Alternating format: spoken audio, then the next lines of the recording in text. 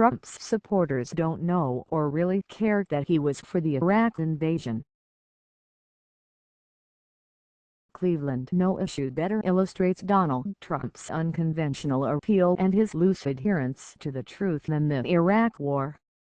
For over a year now, the Republican presidential nominee has said he opposed the U.S. invasion before it began. He didn't. This is not one of those cases that can be muddled with rhetorical parsings or lawyerly incisions. Trump is quoted in 2002 saying he supported the decision to invade. It's on tape.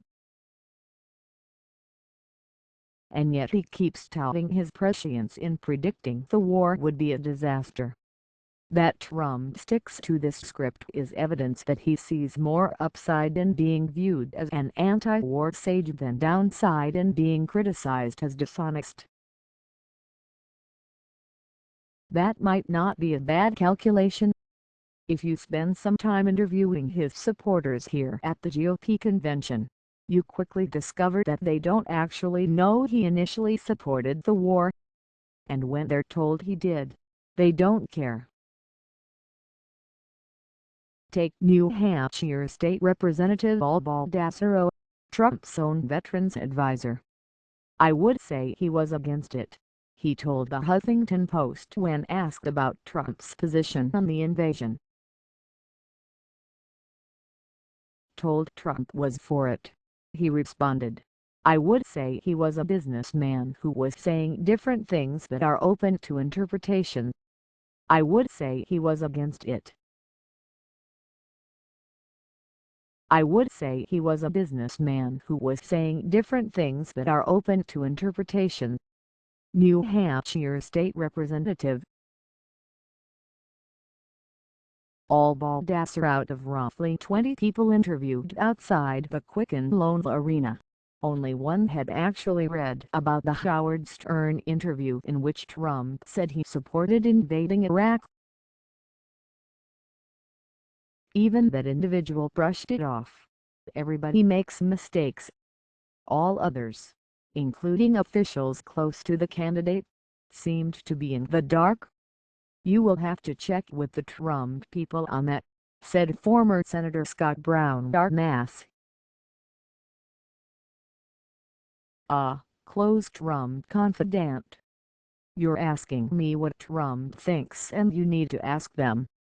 Donald Trump has already answered that question. He's answered that question, I think, 100 times now. More probably," said Lieutenant General Michael Flynn, a convention speaker and Trump vice presidential finalist, when approached on the street Tuesday night. Told about the 2002 quote, he responded, "Where's it at?" Before he could be shown the quote, Flynn moved on to his own skepticism about the Iraq War and swiftly walked toward the Quicken Loans Arena. Others, when read Trump's words, were forgiving. "Things evolve," said Johnny Lopez of Texas. "Things change. You have to be able to adapt. From all the research I've done, he was against it. If you gave me evidence that he wasn't, I'd look at it." Sandy, a middle-aged man who had driven to Cleveland from Maine, said he had heard that Trump was against the invasion. "When we pulled up the Buzz Iron article that first exposed the Stern interview," he replied, "things are taken out of context. What happens in the past can be used to invalidate the present. The truth is, we are living, changing beings." Kevin, a man who roamed the streets with the name of his website on his t-shirt, told Vila Whittoren. Com said that Trump gave a back-and-forth response. "He's a politician. He was not bothered." Dean Stocker of California said he didn't remember what Trump said in 2002. but I know Hillary supported it. Plus, he wasn't a politician at the time, so it is irrelevant. It doesn't matter to me," he concluded. "Every politician changes his or her positions. It's the extent to which they do it for political expediency that gets them in trouble." The case of Trump and the Iraq War is different, however. He hasn't changed a position so much as denied that his first one ever existed. It's a novel approach to campaigning, creating an alternate reality by which you should be judged. Trump's approach has also produced a bit of cognitive dissonance for his supporters. Larry Bates, a Michigander by the weight of England, was certain that when President George W. Bush launched the invasion, Trump was against it. "There are people reminiscing of the fact that he was against it at the time," Bates said. Shown the Buzz-ironed piece, he explained that it wasn't a thoughtful response. "His thoughtful response is it would create havoc," said Bates.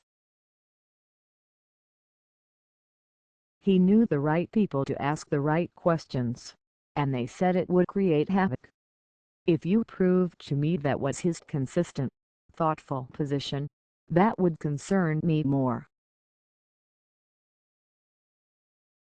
But the response that best reflected how Trump's backers feel about his past position on Iraq came from a woman named Cynthia. After she explained that Trump had opposed the war from the onset, the Huffington Post tried to point out the facts. "What if I told you he supported it?" "Well," she responded, "I wouldn't believe you."